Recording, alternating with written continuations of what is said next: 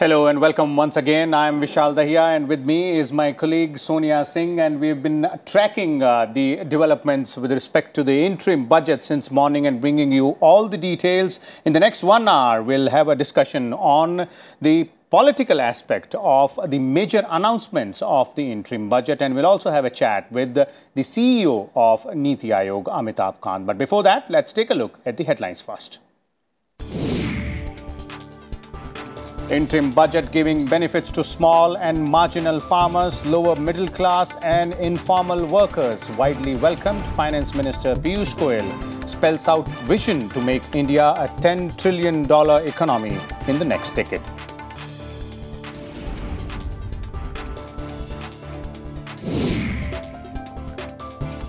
Finance Minister announces Pradhan Mantri Kisan Samman Nidhi scheme. 12.56 crore farmers with less than 2 hectares to get rupees 6,000 per year. Direct cash transfers to be done in 3 installments. The first one to be transferred by March 2019.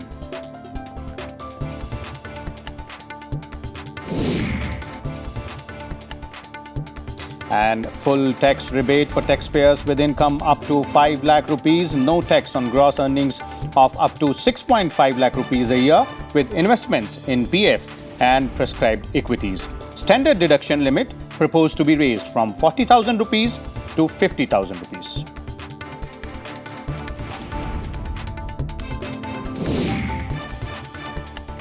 And pension scheme announced for unorganized sector workers with monthly income of up to 15,000 rupees. Beneficiaries assured a monthly pension of 3,000 rupees after they retire on reaching the age of 60 years.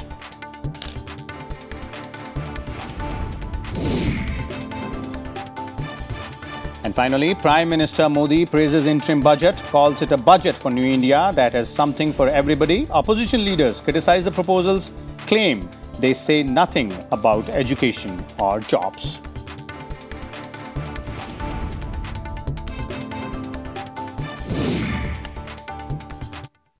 So those were the high points of the interim budget, and we're joined by the CEO of Niti Aayog, Amitabh Kant, with us on Rajya Sabha TV. Let's ask him as to what are the main points as far as the budget, interim budget is concerned, and what might be the implications. Mr. Kant, according to you, although you would have said that quite a number of times in the day so far, but you know, these 3 highlights wherein the focus has been on unorganized worker sectors, workers of the unorganized sector, the farmers and the middle class. What all do you believe are the main highlights as far as interim budget is concerned? First and foremost, to my mind, the key is that this government sends out a clear message that it's moving away from farm loan waivers, etc., which distort credit history, which distort markets, towards direct benefit transfer for farmers. And this would give liquidity and incomes to the farmers. And therefore, along with the vast relief given to the middle class of India and the unorganized sector, you will have much higher level of purchasing power in the hands of the rural community. And this in turn will drive demand, and therefore should give a thrust to production and productivity in the long run. The second key thing to my mind, which is talked about, is that actually if you analyze the budget very carefully, the education and health sector show a big increase. They show an increase of about 17%. And therefore, in the long run, if India is to grow at high rates, which should be the prime objective, then education and health are very critical to India. And thirdly, on the job side, if you read the budget very carefully, from the first page onwards, through agriculture sector, through MSME sector, this emphasis on unorganized sector, the emphasis is on jobs all through. This is a story of jobs. And it's not only jobs as of now, but the jobs of the future, because the budget talks about all villages getting digitized. It talks about artificial intelligence, and it talks about at great length about the new industries, the sunrise industries of the future. That is energy sector. It talks about storage. It talks about electric vehicles. And those are the new sectors which will create jobs for India in the future. Amitabh, किसान centric माना जा रहा है budget को। आश्वस्त कर दिया है आपने लघु किसानों को या फिर सीमांत किसानों को, लेकिन कितनी बड़ी चुनौती रहेगी, लैंड रिकॉर्ड्स अपडेटेड नहीं है डिसबर्सल्स में। देखिए, ये जो 12 करोड़ फार्मर्स हैं, इनके बारे में, इनके बैंक अकाउंट्स और लैंड रिकॉर्ड्स के बारे में सारे रिकॉर्ड्स हैं। और एक जो क्रिटिसिज्म आ रहा था कि हमारे पास इस स्कीम में टेनेंट फार्मर्स नहीं कवर्ड हैं। करीब 14.5% टेनेंट फार्मर्स हैं देश में, जिसमें से करीब 12.5% के पास लैंड भी है, तो वो सारे कवर होंगे। केवल 2% ऐसे फार्मर्स होंगे जो कि इस स्कीम में नहीं आएंगे, बाकी सारे के सारे फार्मर्स इसमें कवर हो जाएंगे। तो मेरे विचार से जो गवर्नमेंट ने इंफ्रास्ट्रक्चर बिल्डअप किया है बैंक अकाउंट्स का और आधार का और मोबाइल फ़ोन का, ये सारा का सारा इंफ्रास्ट्रक्चर इसमें यूज़ किया जाएगा और डायरेक्ट बेनिफिट ट्रांसफ़र, ये बहुत ही बड़ा कदम है मेरे विचार से।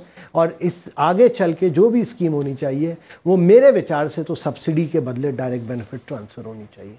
जैसे फार्म का डिस्ट्रेस था, वैसे जॉब्स का भी एक डिस्ट्रेस है, तो क्या लगता है कि एमएसएमई सेक्टर में और भी कुछ रियायतें हो सकती थी? देखिए, ऐसा है कि मेरे विचार से तो जॉब्स देश में हो रहे हैं, करीब 8 मिलियन जॉब्स, 7.5 से 8 मिलियन जॉब्स, जितनी भी एनालिसिस हुई है उसके हिसाब से लगता है कि इतनी जॉब्स हो रही हैं। हमारे देश में जो चैलेंज है वो है कि क्या हम ठीक राइट पेइंग जॉब्स, जिसमें अच्छी सैलरी लोगों को मिल रही है, उस तरह की नौकरियां, क्योंकि लोगों के एस्पिरेशंस भी बढ़ रहे हैं, उस तरह की नौकरियां क्रिएट कर पा रहे हैं कि नहीं कर पा रहे हैं, और बेहतर तरीके की नौकरियां क्रिएट करनी चाहिए। तो और दूसरा, हमारे देश में दूसरी चीज़ जो दुनिया भर में हो रही है वो कि जॉब, लोग आजकल गवर्नमेंट जॉब्स नहीं प्रोवाइड कर रही हैं, प्राइवेट सेक्टर जॉब क्रिएट कर रहे हैं या स्टार्टअप्स हो रहे हैं। तो हमारे देश में तो 19,000 स्टार्टअप्स हैं। एमएसएमई को इस स्कीम में काफ़ी बढ़ावत मिली है, इंटरेस्ट की काफ़ी छूट मिली है। और इसके पहले, कुछ दिनों पहले प्रधानमंत्री जी ने अलग से एमएसएमई के लिए एक बहुत बड़ा पैकेज किया था।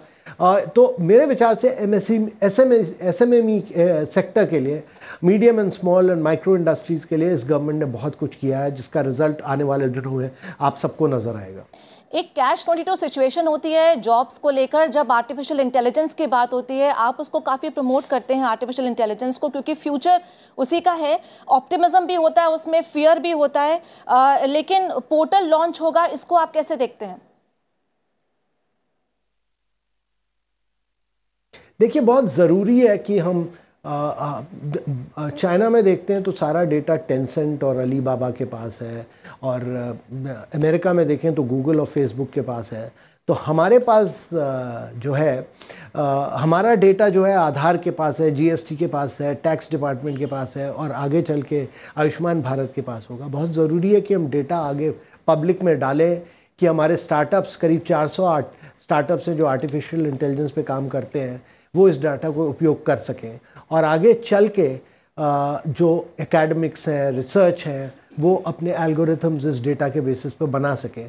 तो ऐसा पोर्टल बनाना बहुत आवश्यक था।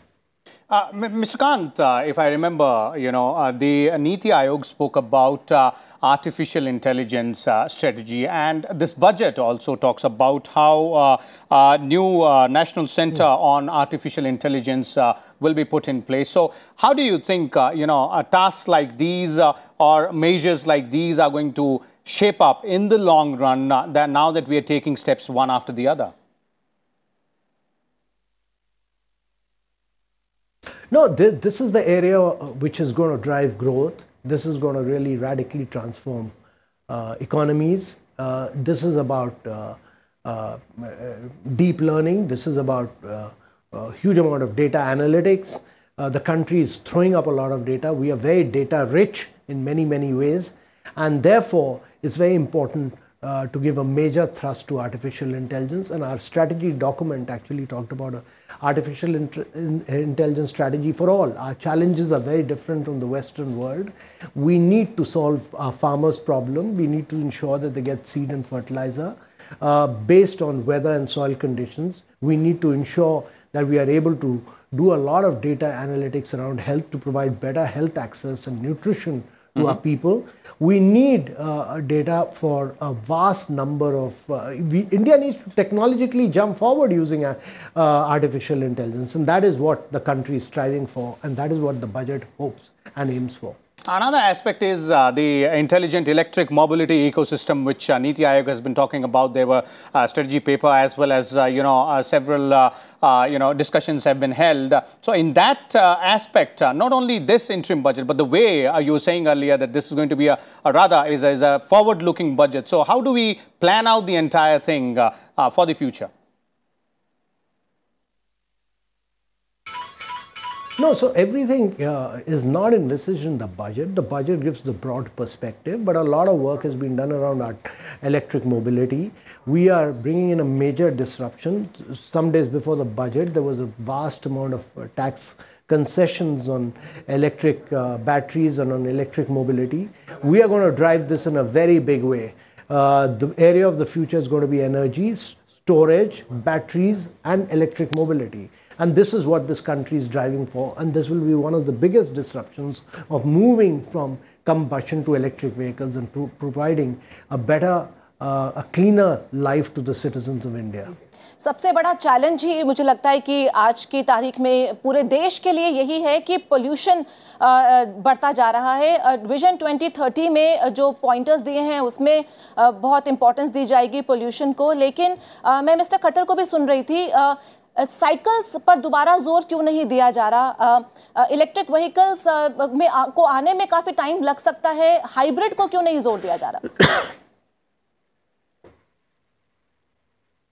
नहीं, देखिए, साइकिल्स को तो जोर, ये जो नई स्कीम है फेम 2 की, इसमें साइकिल्स पे तो जोर है, क्योंकि हमारी सिटीज़ साइकिलिंग और वॉकिंग के लिए होनी चाहिए।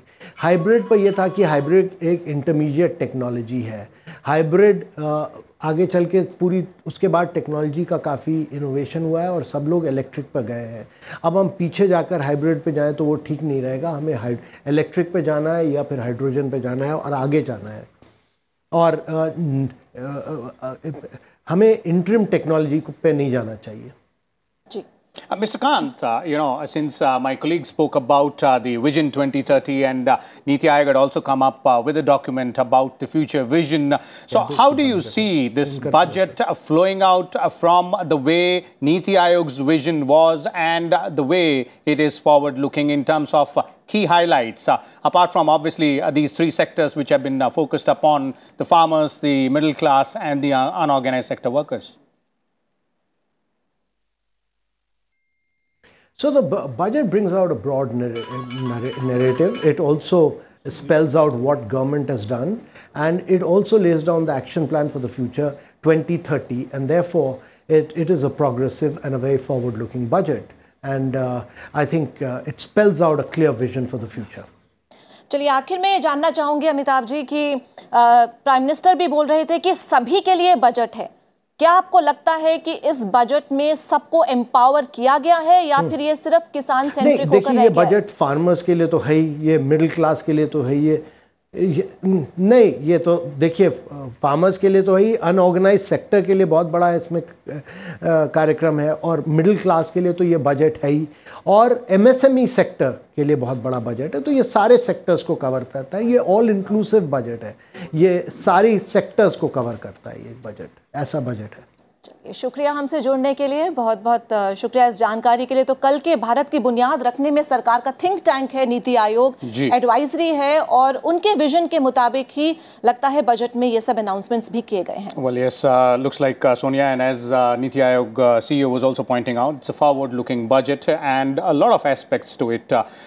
Let's now introduce the other guest whom we have for the political aspect of the entire interim budget which has been presented today. Let me start by bringing in Pradeep Kumar Singh, the editor of Opinion Post. We also have with us Mr. Nirmal Pathak, the editor, PTI Bhasha, and we are also joined by Mr. A.K. Bhattacharya, the editorial director of Business Standard. Welcome all of you to Rajya Sabha TV studios. Mr. Singh, let me begin with you. Three major announcements, as all of us have been seeing since 11 o'clock onwards, the way the budget has been followed. One, the farmers; the other, middle class; and the third one, the unorganized sector workers. So how do you see the political implications of these three particular categories being targeted in this interim budget for help or impetus given to them? देखिए, दो चीज़ें हैं। एक तो 14 में सत्ता में आने के बाद से, बल्कि उससे पहले कैंपेन के दौरान प्रधानमंत्री नरेंद्र मोदी ने अपनी पार्टी का सोशल बेस बढ़ाया है। वो जो समाज का वंचित वर्ग था, जो ट्रेडिशनली कांग्रेस के साथ होता था, वो पहली बार 2014 में, फिर 2017 में विधानसभा चुनाव में उत्तर प्रदेश के बीजेपी के साथ आया। ये बजट उसको कंसोलिडेट करता है, उस सोशल बेस को। दूसरा, आप गुजरात का विधानसभा चुनाव देखिए, कर्नाटक, मध्य प्रदेश, राजस्थान, छत्तीसगढ़, एक कंसिस्टेंट चीज़ मिलेगी कि बीजेपी का जो ट्रेडिशनल वोटर था, मिडिल क्लास, छोटा व्यापारी और सवर्ण, वो तीनों नाराज़ थे। उसका नतीजा हमको दिखाई दिया। तो ये दोनों जो सोशल बेस थे, ये सिंक्रोनाइज नहीं हो रहे थे, उसका नुकसान हो रहा था पार्टी को। आज के बजट ने वो काम कर दिया है और एक बार फिर ये मैसेज दिया है, ये सरकार और ये प्रधानमंत्री समाज का जो निचला वर्ग है, जो बहुत सक्षम नहीं है, उसके लिए ज़्यादा सोचती है, बजाय इसके कि अमीरों के लिए ज़्यादा सोचे। और केवल सोचती नहीं है, कर भी रही है। जी, अनऑर्गेनाइज सेक्टर में मजदूरों के लिए पेंशन की बात आज तक किसी ने सोची हो तो किया तो नहीं।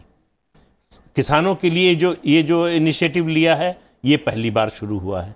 तो ये आप इसकी आलोचना कर सकते हैं कि जितनी ज़रूरत है किसान को उतना नहीं मिल रहा है, कम मिल रहा है, लेकिन मिलना शुरू हुआ, ये बड़ी बात है, एक कदम रखा गया। और तीसरी बात ये है कि आप देखिए, ये विजन प्राइम मिनिस्टर का पहले दिन से था। आप 2014 की उनकी लाल किले की स्पीच को याद कीजिए। पहली बार जैम की बात की थी उन्होंने, इस ट्रिनिटी की जनधन, आधार और मोबाइल की। एक पाइपलाइन सरकार ने बना दिया कि जितने गवर्नमेंट बेनिफिट्स हैं, सब्सिडी है या कैश ट्रांसफ़र है, जो भी जानना है इसके जरिए जाएगा। तो इसलिए अब ये समस्या नहीं है कि हमने ये स्कीम अनाउंस कर दी, इनके बेनिफिशियरी कौन है, कैसे खोजें, कहाँ पता लगाएं, ये सब तैयार है। अनाउंसमेंट हुआ, अब किसानों का ये है, पहली किस्त जो है मार्च में चली जाएगी। तो ये तैयारी होने से, टेक्नोलॉजी का इस्तेमाल करने से, एक तो लीकेज रुकी है, करप्शन रुका है, सरकार के पास ज़्यादा पैसा आया है। और मेरा मानना है कि डीमोनेटाइजेशन का ये पेबैक का समय है। आप देखिए कि 6 लाख करोड़ से 12 लाख करोड़ जो है डायरेक्ट टैक्स से इनकम हो गई, आपका टैक्स बेस बढ़ गया, ऑलमोस्ट दुगना हो गया। तो ये जो सरकार के हाथ में पैसा आया है, और पिछला बजट आप याद कीजिए, अरुण जेटली ने भाषण में अपने कहा था, मिडिल क्लास ने बड़ा सेक्रीफाइस किया है, टैक्स का बोझ सबसे ज़्यादा इसी पर होता है, लेकिन हमारे हाथ बंधे हुए, हमारे पास पैसे नहीं है देने के लिए, होगा तो ज़रूर करेंगे। इस बार पैसा था सरकार के पास, और सरकार ने दिखाया कि वो जो कह रही थी उसकी करने की नीयत भी थी। जी निर्मल, आप अगर इसको आगे बढ़ाएं तो सूट बूट वाले जो कॉरपोरेट्स हैं, उनके लिए बहुत कुछ नहीं था, कोई रिलीफ नहीं था इस बजट में। देखिए, जो फोकस इसमें 3 बड़े जो सेक्टर्स हैं उनकी तरफ था, किसान की तरफ, मीडियम जो मध्यम वर्ग है वो, और तीसरा जो लेबर क्लास है वो। इसके साथ उसको भी जोड़ें, सरकार ने कुछ दिन पहले जो 10% रिजर्वेशन इकोनॉमिकली बैकवर्ड्स के लिए अनाउंस किया है, इकोनॉमिकली वीकर सेक्शन के लिए। तो ये पूरी तरह से एक सरकार चुनाव से पहले किसी भी सेक्शन को, किसी भी वर्ग को नाराज़ नहीं रखना चाहती, ये इस तरह का लगता है। अब सबसे बड़ा उसमें वर्ग किसान है, जो प्रदीप जी ने भी कहा कि पिछले 5 इलेक्शन हम देखें तो उसमें किसानों की नाराज़गी भी उसमें सामने आई थी, और जो SC/ST एक्ट में जो अमेंडमेंट किया था उसकी वजह से सवर्ण तबका भी नाराज़ था, उसको मॉडिफाई किया 10% रिजर्वेशन दे करके। और अभी जो मिडिल क्लास है उसके लिए इनकम टैक्स में जो छूट दी है, जो बढ़ाया है उसका। बल्कि आपने SC/ST तबके की बात की निर्मल, अगर एलोकेशन की तरफ देखें तो इस बजट में जो एलोकेशन की गई है वो लगभग 35% ज़्यादा है SC/ST के वेलफेयर की जो स्कीम्स हैं उसमें। नहीं, मैं वही कह रहा हूँ कि उसके एक तो उसको भी बैलेंस किया है, क्योंकि वो भी बहुत बड़ा सेक्शन है, जो अगर वो उसकी नाराज़गी भी गवर्नमेंट अफोर्ड नहीं कर सकती, या कोई भी पार्टी नहीं अफोर्ड कर सकती, तो किसी भी सेक्शन को, कोई भी सेक्शन छूटा न रह जाए, जो बड़ा एक वोट देने वाला, जो इफ़ेक्टिवली वोट करता है वो, तो उन सब का ध्यान इसमें उन्होंने रखा है चुनाव में जाने से पहले। तो ये डेफिनेटली टारगेटेड है चुनाव को ध्यान में रख के, और कितना इसका इम्पैक्ट होगा, किस तरह से होगा, ये अब 3-4 महीने के बाद जब चुनाव के रिजल्ट आएंगे तब पता चलेगा। पर सरकार की कोशिश ये है और बहुत ही प्रभावी तरीके से उन्होंने रखा है। अब काफ़ी कुछ डिपेंड करेगा कि अगले 2 महीने में कितना इसमें से जो उन्होंने खास करके 2,000 रुपये इस वित्त वर्ष में किसानों तक पहुंचाने की बात कही है। अब उसमें भी बहुत सारी चीज़ें, अभी आलोचनाएं भी बहुत उसमें आएंगी, खास करके ये कि अगर सरकार की बहुत मंशा थी किसानों का, क्योंकि फार्मर डिस्ट्रेस कोई कल की बात नहीं है, पिछले 2-3 साल से फार्मर डिस्ट्रेस की बातें आ रही हैं। तो ये पिछले साल क्यों नहीं किया गया, उससे पहले साल क्यों नहीं किया गया। पर असली ये है कि अगर फ़ायदा किसान को पहुंच रहा है, वो अगर उनको थोड़ा बहुत भी दिखेगा कि नहीं सरकार की मंशा ये है करने की, तो हो सकता है वो इसका फ़ायदा भारतीय जनता पार्टी को मिले चुनावों में। जी, we will talk about the opposition's reactions and the way opposition has reacted to it and how it might play out. But let's first bring in Mr. A.K. Bhattacharya as well.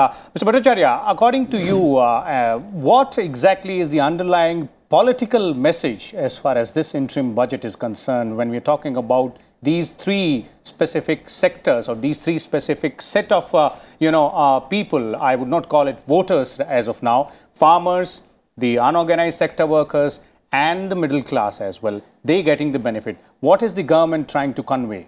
Well, I think you cannot deny the fact that this is an election budget, and this is also not strictly an interim budget, because in my memory there has been no interim budget where you have got an expenditure allocation program which is almost as close as to 0.5% of GDP. So we have to be very clear in our mind that this is not an interim budget. This is because it has also got tax proposals which are sought to be approved by Parliament in the same session. No interim budget in the past has ever seen the passage of tax proposals being passed by Parliament. So we are seeing a new grounds being broken here. So an interim budget which presents tax proposals also. An interim budget which comes out with a 75,000 crore of expenditure program. An interim budget which provides 500 crore for workers. So therefore, you have to understand, and this is happening because also one is that there is economic distress. There is the workers, unorganized sector workers need to be taken care of. There are farmers who are waiting for some sort of a relief from the central government. You must remember that the Prime Minister in Lucknow had recently said that he doesn't believe in lollipops like farm debt waivers. So I think this is his way of saying that while I don't believe in a national farm debt waiver, I do believe in a sustainable program that provides some sort of an income support for 86% of landholders in this country. Remember, it is 86% of landholders, out of which almost a third are in Uttar Pradesh and Bihar. So you cannot, if you look at the numbers of the budget, you cannot but see the connect between what is going to happen 2 months, 3 months from now and what happened today. So therefore, it is an interim budget, it is an election budget, it is not an interim budget, sorry, it is an election budget, and it addresses genuine concerns of both the small taxpayers, the unorganized workers, and as well as the farmers. Now, the positives in this that I see is that one, a scheme like a farm debt waiver scheme has not been endorsed, which is a positive in my view. Two, I think in spite of having spent and provided for so much, I don't see the kind of fiscal indiscipline that otherwise gets associated with this kind of giveaways. So you have tried to address the concerns of sections that the government felt needs to be addressed, but doing the least minimum damage to the fisc, which is why the markets actually have not really given it a thumbs down, because it is understood that the government's borrowing by and large are remaining intact at the same level. So it's from 3.3% has gone to 3.4%, and provided, the big if here of course is that your revenue numbers and the expenditure control numbers are realistic. If those revenue numbers actually meet the targets that have been set. Some of the revenue numbers are pretty optimistic. I mean, GST is growing by 18%, is very optimistic. Customs, at a time when customs duty has not been raised, is not going to be raised and now going to go up by 12% at a time when it was almost been flat. So there are some revenue number questions. There are some expenditure. The capital expenditure has gone up by only 6%, which is bad news compared to 20% increase this year. Railways, which went up by 46% this year, is going up by only 9% next year. So these are, capital expenditure actually keeps the economy alive. So if capital expenditure does not happen the way it ought to be, and why it could not happen? Because the government had to find resources for these schemes. So on the whole, this is not an interim budget, this is an election budget, but it does address the concerns of various sections of society, and with doing least damage, the fiscal consolidation program to which this government has been wedded. Okay, so quite a lot of balance which the government has had in terms of responding to the aspirations of different sectors and also maintaining that fiscal prudence. निर्मल, आप विपक्ष की बात कर रहे थे और जिस तरह से जो रिएक्शंस आए हैं उनसे भी अगर थोड़ा अंदाज़ा लगाएं तो ये जो राजनीतिक अब जिसे कहा जाए उठापटक जो अब शुरू होगी और जिसके बारे में प्रदीप जी ने भी थोड़ा सा इशारा किया था, जो अलग अलग छोटी पार्टियां हैं, विपक्ष में एक महागठबंधन बनाने की तैयारी हो रही है जिसमें अलग अलग छोटे दल शामिल हैं और वो दल जिनकी अलग अलग राज्यों में सरकार भी है, वहां से अब आवाज़ उठनी शुरू हुई कि ये इस तरह की स्कीम कुछ राज्यों में उन पार्टियों की जो सरकार है उन्होंने भी चलाई है, चाहे वो तेलंगाना में रायतू बंधु की बात हो रही हो या फिर उड़ीसा में जो कालिया स्कीम है उसकी, और ममता बनर्जी ने भी एक स्कीम की बात की जो कि पश्चिम बंगाल में चलाई जा रही है। तो क्या अब ये कहा जाए कि ये जो स्कीम लेकर आई है केंद्र सरकार वो अट्रैक्टिव इतनी है कि अब शायद विपक्ष की पार्टियों में ये हो कि ये हमने अपनी राज्यों में चालू किया था, आप उसे कॉपी कर रहे हैं? देखिए वो तो आएगा। अच्छा, इसका भी एक एक्सपेक्टेड था कि बजट में किसानों के लिए निश्चित तौर पर कुछ न कुछ अनाउंस सरकार करेगी। उसको प्रीएम्प्ट करने के लिए आपको ध्यान हो, राहुल गांधी ने कुछ दिन पहले अनाउंस किया कि वो एक मिनिमम इनकम गारंटी स्कीम वो लेके आएंगे। ये भी माना जा रहा है कि वो बजट में चूंकि सरकार इस तरह का अनाउंसमेंट करने वाली थी तो हो सकता है उसको प्रीएम्प्ट करने के लिए उन्होंने वो अनाउंस किया जी। और आज जो रिएक्शंस आए हैं वो आंध्र से या उड़ीसा से वो इसी तरह के हैं कि वहाँ उनके यहाँ ऑलरेडी पहले से चल रहा है और सरकार ने उसको कॉपी किया। तो ये चुनाव तक और बजट के रिएक्शंस आप इस बार का नहीं, अगर पिछले बजट भी दिखा रहे हैं तो वो ऑलमोस्ट जो सत्ता में जो भी पार्टी होती है या गठबंधन होता है और जो विपक्ष में होता है उनके लगभग वो पहले से तैयार होते हैं। ऐसा लगता है कि जैसे बजट आने से पहले ही रिएक्शंस तैयार हैं और उसी लाइन पे होते हैं, थोड़ा सा हेर फेर के साथ। तो ये अब चुनाव तक, क्योंकि चुनाव का साल है इसलिए ये सारी चीज़ें चलती रहेंगी। असली है कि जो जिनको टारगेट किया गया है बजट में एज बेनिफिशियरीज, उन तक वो फ़ायदा पहुंच रहा है या नहीं पहुंच रहा है और चुनाव से पहले पहुंच रहा है या नहीं पहुंच रहा है, क्योंकि उसका रिजल्ट अगर चुनाव में देखना है। और इसके साथ ही ये अब जो मैनिफेस्टोज आएंगे इन पार्टीज़ के, वो इस केंद्र सरकार के इस बजट के बाद वो बहुत ज़्यादा इंटरेस्टिंग होने वाले हैं। आगे जो जिस तरह की पॉपुलर अनाउंसमेंट्स बजट उनमें मैनिफेस्टोज में इस बार देखने को मिलेंगी, मुझे लगता है कि वो पहले के मैनिफेस्टोज में शायद उनसे काफ़ी ज़्यादा आगे बढ़ के होंगी जी। यानी कि रीराइट भी करने पड़ेंगे कुछ मैनिफेस्टोज अगर दिमाग में किसी ने बना रखे हैं। जैसे कि एकेबी ने कहा कि अंतरिम बजट नहीं है, ये एक प्रॉपर बजट है। प्रदीप, मैं आपके पास आना चाहूँगी। उत्तर प्रदेश में सबसे ज़्यादा सीटें हैं लोकसभा की। उत्तर प्रदेश में जिस तरह से पहले ही एक गठबंधन हो गया, उसके बाद एक और तुरुप का कांग्रेस पार्टी ने निकाला, जो काओस को लेकर स्कीम आई है उसमें किस तरह का पॉलिटिकल मैसेज आप देखते हैं? ये देखिए, सब डायरेक्टेड है एक डायरेक्शन में कि समाज में जो निचला तबका है, जिसकी परचेजिंग पावर कैपेसिटी कम है, जिसकी इनकम कम है, जो डिस्ट्रेस में है, जो थोड़ी सी भी मदद उसके लिए ज़्यादा हो सकती है, और फार्म इनकम को 2022 तक दुगना करने की घोषणा सरकार ने की है, उसका वादा किया है।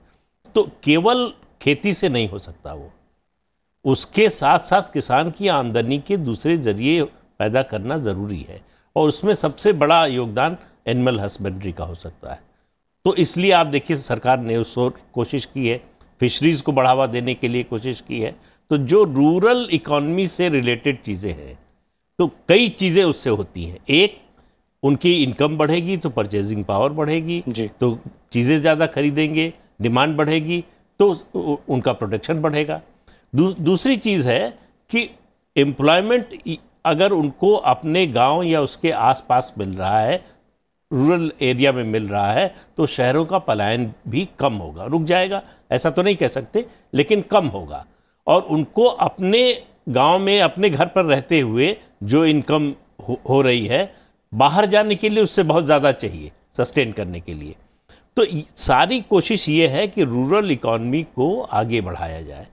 तो उसमें किसान भी आता है, उसमें खेतिहर मजदूर भी आता है, और उस शहर में जो मजदूर अनऑर्गेनाइज्ड सेक्टर में है उसकी सुध लेने वाला कोई नहीं था। देखिए, इस सरकार ने वेलफेयर की कई स्कीम्स आते ही शुरू की। जीवन बीमा 30 रुपये 45 रुपये जो है में हो सकता है, एक्सीडेंट का इंश्योरेंस, तो इस तरह की जो स्कीम्स शुरू की। जनधन में जो है ओवरड्राफ्ट की फैसिलिटी, हालांकि बहुत लोगों ने अभी उसका इस्तेमाल नहीं किया है, बैंक भी बड़े उसको लेकर एंथुजियास्टिक नहीं है जी। लेकिन इसके बावजूद सरकार ने जो है ये इस तरह की सोशल वेलफेयर की तमाम स्कीम्स, और सबसे बड़ी स्कीम अभी पिछले दिनों आई है आयुष्मान भारत मोदी केयर। 5 लाख तक का आप जो है इलाज परिवार के किसी सदस्य का करा सकते हैं। ये इतनी बड़ी चीज़ है गरीब आदमी के लिए। उसके घर के बर्तन भांडे बिक जाते थे इलाज कराने में, तब भी नहीं हो पाता था। मान लेता था कि स्टेज के बाद कि अब हम कुछ कर नहीं सकते, भगवान के भरोसे छोड़ दिया जाए। वो स्थिति अब नहीं, या फिर बड़े शहरों में बड़े अस्पतालों के सामने बैठे दिखाई देते थे लोग। बिल्कुल, तो वो स्थिति नहीं होगी, तो उसका कई तरह का असर होगा कि भाई आप स्वस्थ रहेंगे तो आपकी प्रोडक्टिविटी बढ़ेगी, तो प्रोडक्टिविटी बढ़ेगी तो आमदनी बढ़ेगी, तो आप खर्च ज़्यादा करेंगे। बीमार पड़ेंगे तो आपकी इनकम जाएगी ही, आपकी परचेजिंग पावर पहले से कम होगी, और इकॉनमी में आप जो कंट्रीब्यूशन, आपका जो पोटेंशियल है करने का, वो नहीं कर पाएंगे जी। AKB, I would like to bring you in here on one aspect, and that is the social sector schemes, you know, the kind of social safety net which is being brought in by the government, if you look at all the schemes, and the kind of comparison which I'm making here, and again looking at the political fallout of it, or the political message which the government might be trying to send. If you remember correctly, in 2009 when the UPA one was going in for elections, and when it won the elections, ultimately brought came back to power, it was said that the Manrega scheme, the rural employment guarantee scheme, was one of the main reasons behind how the UPA could have done better politically or electorally. In the same sense, the kind of social sector schemes which have been brought in by this government, some mentioned by Pradeep ji here, be it the health care scheme, or be it these two schemes which are being talked about the unorganized sector workers, are they going to, is this same kind of political messaging which the government is trying to convey here? Well, I think you are right. I think the intention is very clear. The intention is to use these schemes to send out that message to people that we do care in building capacity for yourself. But particularly the schemes that were announced in this budget, although the Prime Minister Kisan Samman scheme has already been rolled out, because they are going to give effect to the scheme from December retrospectively, and 20,000 crore has already been provided for the current year's budget. My sense is that there is very little time left before they will actually be able to be rolled out in a manner that they will have an impact on the people as well as the ruling party would like it to be. Because if remember, Narega was not just before the elections. Narega had seen a rollout for a couple of years before elections were actually held. But coupled with schemes like Ayushman Bharat and other Atal Pension scheme and other social sector schemes which are there, total outlay so far has been spent as only 3,000 crore. Now, in a coverage where you are covering 500 million people, if you have only disbursed 3,000 crore of insurance, clearly you have just beginning to roll out the scheme, and you are not yet reached the level that you need to if you want to make an impact, substantial impact electorally. But I will tell you where it will make an impact electorally in two areas.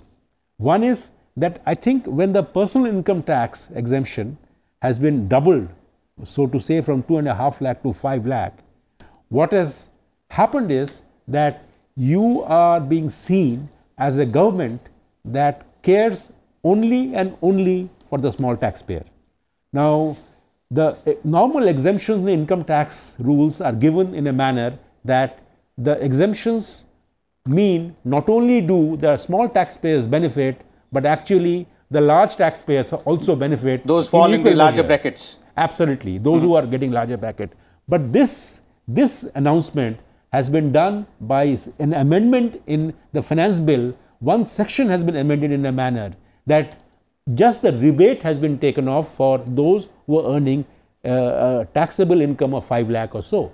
So therefore, this benefit cannot be taken advantage of by people who are in the high income category.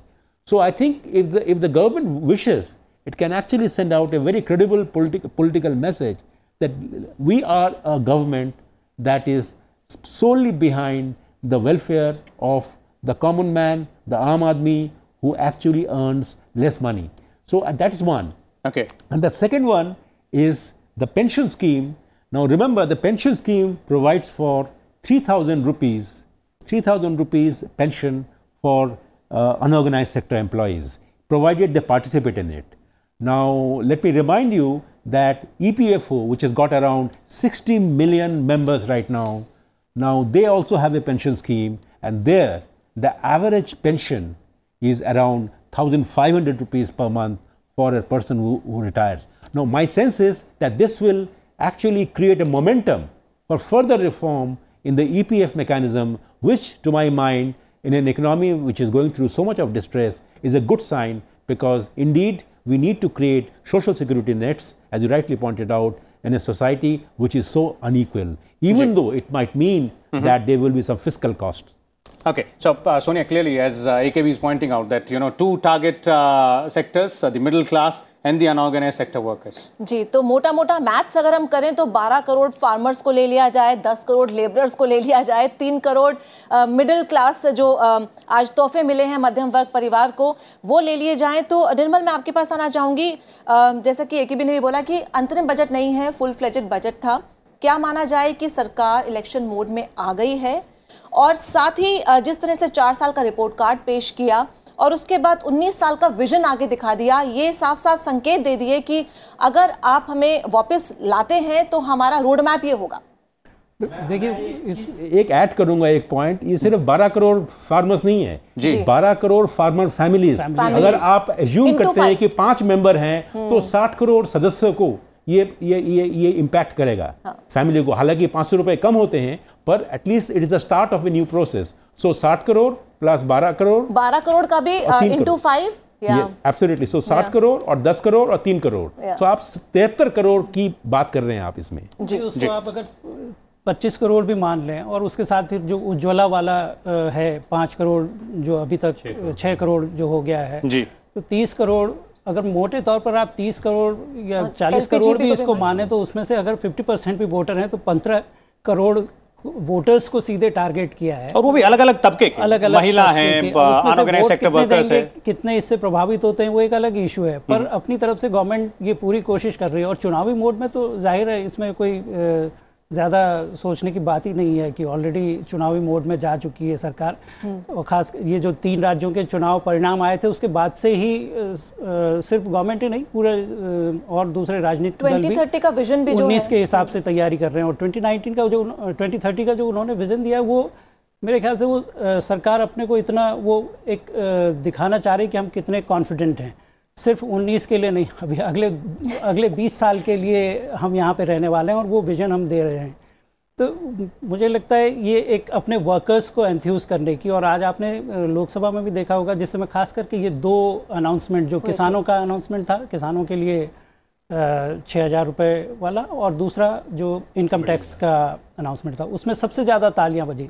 सांसद जो इन 3 चुनावों के बाद से ये मानना चाहिए कि एक चिंता ज़रूर थी लोगों में, और जब ये अनाउंसमेंट हुआ तो उस समय उनकी बॉडी लैंग्वेज वो देखने लायक थी जी। बीजेपी जो सत्तारूढ़ दल था वहाँ पे जी, ये वैसा ही था जैसे अगर आप ध्यान करें 2009 में जब यूपीए ने लोन वेवर अनाउंस किया था लोकसभा में, उस समय जिस तरह से यूपीए में एक निराशा छाई हुई थी और लोन वेवर के बाद जिस तरह का उनमें एक जोश आया था, उसी तरह का जोश आज दिख रहा था।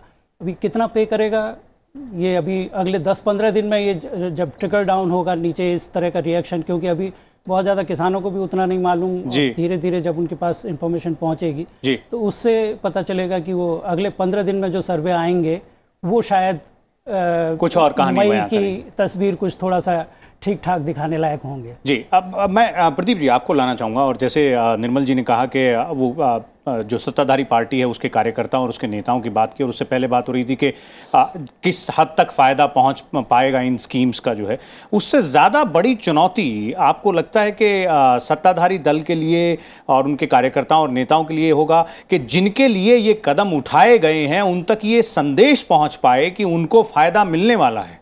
ये ज़्यादा बड़ी चुनौती रहेगी क्योंकि चुनाव में ज़्यादा समय नहीं बचा है। नहीं, देखिए बिल्कुल ठीक कह रहे हैं आप, ये चुनौती तो रहेगी ही। और आज जो तालियां आपको दिखी संसद में, ये परेशान सांसद थे कि हम जाके जनता में क्या बोलेंगे। अब उनके लिए बोलने के लिए बहुत कुछ हो गया। एक दूसरा, इससे एक फील गुड फैक्टर जो है वो एटमॉस्फेयर उस तरह का बनेगा। तीसरी बात ये है कि जो किसानों के लिए ये स्कीम शुरू की गई है उसकी पहली किस्त मतदान से पहले हो जाएगी, तो इस चुनाव से पहले पहली किस्त उनकी अकाउंट में पहुंच जाएगी।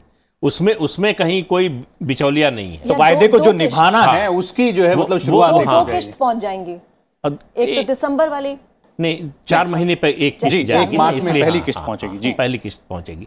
तो डिलीवरी का सिस्टम जो बनाया सरकार ने 4 साल, जिसके लिए बहुत आलोचना सुनी कि क्या हुआ, जनधन अकाउंट खोल लिया तो उससे क्या फर्क पड़ता है, आधार का विरोध कर रहे थे आप, आधार के साथ चले गए, ये सब अब उसका असर दिखाई दे रहा है कि सरकार जो है अपनी योजनाओं को किस तरह जो भी बेनिफिट देना है किसी भी तबके को, उसको देने में सरकार को कोई परेशानी, कोई चिंता नहीं है कि ये भ्रष्टाचार की भेंट चढ़ जाएगा, कुछ मिलने की बजाय नुकसान हो जाएगा। दूसरी चीज़, इनकम टैक्स में जो ये बदलाव हुआ है, तो आप देखिए सरकार ने बहुत ही चतुराई से काम किया है, स्लैब नहीं बदला है। स्लैब बदलते तो सबको फायदा होता जी, एक बात। दूसरा, उतने लोग टैक्स नेट से बाहर चले जाते, केवल लिमिट एग्जेम्पशन लिमिट बढ़ाने से वो टैक्स नेट में वो लोग रहेंगे, रिटर्न भी फाइल करेंगे। तो जो अभी लगभग दुगना हुआ है टैक्स बेस, वो कम नहीं होने वाला है। और जिस तबके के लिए किया गया उस तक संदेश भी ये संदेश पहुंचा दिया। ये जो सूट बूट की सरकार का आरोप लगता था, ये संदेश पहुंचा दिया कि ये हमारा टारगेट ग्रुप है जी। हम आपके बारे में नहीं सोच रहे हैं, हम इस तबके के बारे में सोच रहे हैं जिसको ज्यादा जरूरत है सरकारी मदद की, सरकारी हैंड होल्डिंग की, उसके लिए हम सोच रहे हैं, उसके लिए कर रहे हैं। जी, तो विपक्ष की आलोचनाओं का जवाब भी, और जहां तक संदेश पहुंचाना है वहां संदेश भी। ये है कि अगर आप 2 लोगों को फायदा पहुंचा रहे हैं तो 5 लोग जिनको नहीं मिल रहा है वो नाराज होते हैं। तो इसमें भी वो खतरा भी इसमें है कि आपने एक बहुत बड़े तबके को छोड़ दिया उसमें इनकम टैक्स जो पे है, और जिसकी जेन्युइन शिकायत ये थी कि वो सारा पैसा वो दे रहा है लेकिन उसको कोई फ़ायदा नहीं मिल रहा। आप पिछले अगर 5-6 दिन पहले के बजट को लेकर के पहले जो लोगों से बातचीत वगैरह का होता है, उसमें अगर देखेंगे तो जो मिडिल क्लास के लोग हैं उनके ग्रीवांस यही है कि हम सारा पैसा टैक्स हम भरते हैं ईमानदारी से, लेकिन हमको हमेशा इग्नोर किया जाता है। लेकिन बिल्कुल यही बात है कि भी हम आपसे भी पूछना चाहेंगे, क्या डिसकंटेंटमेंट हो सकती है उन लोगों को जिनको नहीं मिला है, चाहे वो बिग फार्म पैकेज की ही बात की जाए? देखिए, ऐसे स्कीमों में डिसकंटेंटमेंट तो थोड़ा बहुत होगा, क्योंकि जो कवरेज में नहीं आए हैं वो ज़रा थोड़े असंतुष्ट होंगे। पर इस असंतुष्ट से ज़्यादा जो चीज़ होगा वो एक सार्वत्रिक परिवर्तन जैसा होगा, क्योंकि ये जो कानून लाया गया है, ये जो स्कीम लाया गया है, मेरा मानना ये है कि इसकी राजनीतिक अपील इतनी स्ट्रॉन्ग होगी कि ऐसा, अगर मान लीजिए बीजेपी, हाइपोथेटिकली बीजेपी सरकार नहीं बनती अगले बार, जो भी सरकार आएगा उसका किसी सरकार की हिम्मत नहीं होगी कि इस ऐसे स्कीम को से कोई वादा को से मुकर जाए, क्योंकि ये कमिटमेंट ही ऐसा है कि जैसे कि नरेगा का था कि नरेगा को इंट्रोड्यूस किया यूपीए ने, पर नरेगा को एनडीए ने भी उसको एक्सेप्ट किया और इम्प्लीमेंट किया क्योंकि वो जनता के हित में था। सिमिलरली मैं मानता हूं कि जो किसान पीएम किसान स्कीम है वो भी उसी का तरह है। तो ये एक फंडामेंटल चेंज हुआ है और ये एक सस्टेनेबल चेंज है। अगर सरकार के पास पैसा नहीं है तो पैसा उनको लगाना पड़ेगा और जो फिस्कल जो रोड मैप जो होगा उसको ये देखना पड़ेगा किस तरह से इस तरह के जो गरीब किसान जो हैं उनको ये चीज़ उनको अवेलेबल किया जाए। तो मैं ये मानता हूँ कि ये राजनीतिक और आर्थिक तौर से ये एक आमूल एक परिवर्तन है। Ji. AKB, one more thing that, in terms of the way we are looking at these specific target groups which have been identified by the government and the way the messaging has been done, do you believe after the interim budget's presentation and, these schemes being pointed out and announced and then implemented on, this will change now the political arithmetic, not only from the government's point of view, but for the opposition camp as well? They will be forced to go ahead and rethink their strategy now. Well, I think, as Nirmal ji rightly pointed out, that the Congress had got wind of this farmers' income support scheme, which is why they came out with their own agenda for action, just to make sure that they are not left behind in the political debate. So I am not surprised at all if other political parties don't come up with similar such attractive schemes or counter schemes to actually appropriate this platform of being caring, taking care of the needs, the economic needs of sections that have been distressed by a variety of factors, either government policies or the economic cycle seeing a downturn. So whatever be the case, I see the political narrative responding to this new reality in response to what this government has done. And of course, the fiscal arithmetic will always be a matter of concern. As I said earlier, that this time it seems to me that the fiscal risks are very, very limited if the revenue numbers are correct. But going forward, the only issue would be whether the fisc is kept intact, and the political need for addressing the economic addressing the concerns of these large sections of people who need to be addressed are maintained. तो सरकार का मंत्र रहा है कि भाई जय किसान, जय मिडिल क्लास, लेकिन एक और रहा है जो नंबर हम वो कर रहे हैं उसमें जवान का भी, अगर हम OROP को देखें तो वहां पर भी उन्होंने काफ़ी नंबर्स स्कोर कर लिए हैं इस बार। हाँ बिल्कुल, उसमें भी किया है। इसके अलावा बजट में डिफेंस का एलोकेशन अब तक का सबसे बड़ा है, 3 लाख करोड़ का हो गया। तो इससे एक मैसेज जो है आर्मी या तीनों सेनाओं को गया है, हमारी आर्म फोर्सेस को, कि सरकार आपके बारे में भी सोच रही है, सरकार सेना का आधुनिकीकरण करने के लिए भी सोच रही है। उसने इन कंट्रोवर्सीज़ के कारण कदम पीछे नहीं खींचे हैं, जैसा पिछली सरकारों में हुआ कि कोई कंट्रोवर्सी हुई उसके बाद जो है कोई फैसला ही मत लो तो गलती होने का कोई चांस नहीं होगा। उस रास्ते पे ये सरकार नहीं जा रही है। तो आप अगर याद कीजिए प्रधानमंत्री का 2014 का भाषण, तो उन्होंने कहा था कि हम 4.5 साल काम करेंगे, आखिर के 6 महीने में राजनीति करेंगे। तो वो चुनाव की राजनीति आज से शुरू हो गई। उन्होंने एक बड़ा मैसेज दिया। आज देखिए जो माहौल था, इससे पहले शायद ही कभी आपने बीजेपी के वर्कर्स को इस तरह से, MPs को इस तरह से जो है तालियां बजाते, मेज थपथपाते नहीं सुना होगा। तो आज जो हुआ है वो सबसे ज़्यादा फायदा अभी जो होगा वो MPs का है, जिनको चुनाव लड़ना है, जिनको जनता को फेस करना है, उनको जाके बताना है कि हमारी सरकार ने क्या किया। तो ये सबसे ताज़ा है, लोगों की याददाश्त में भी ये ताज़ा रहेगा। तो इसका फायदा तो मिलेगा, कितना मिलेगा इस पर बहस हो सकती है। जी, so as has been pointed out by our panelists, the government has set up a narrative of sorts by bringing in these soaps in the interim budget. We'll take a short break here, but we'll leave you with the Union Minister Arun Jaitley's reaction on the opposition's criticism of the interim budget. Listen in. What did the UPA do within 10 years in power? A one-time loan waiver of 70,000 crores. Only 52,000 crores were waived.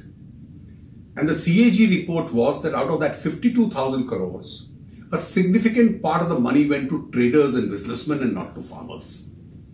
So a political group or a party which came out with a national hoax of this kind has the audacity to say that a scheme like this at a pan-India level is too little for people who did virtually nothing.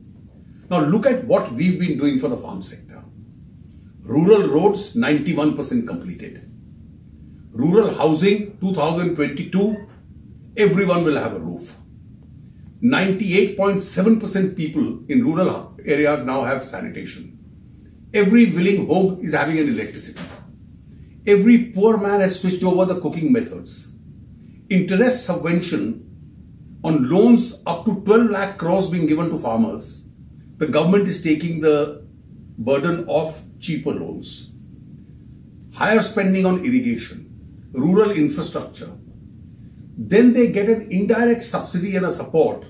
A very large number of them are within Ayushman Bharat, so free health care. Then you have a number of them who get the Manrega benefit, which used to be 28,000 crores during UPA, which is now 60,000 crores.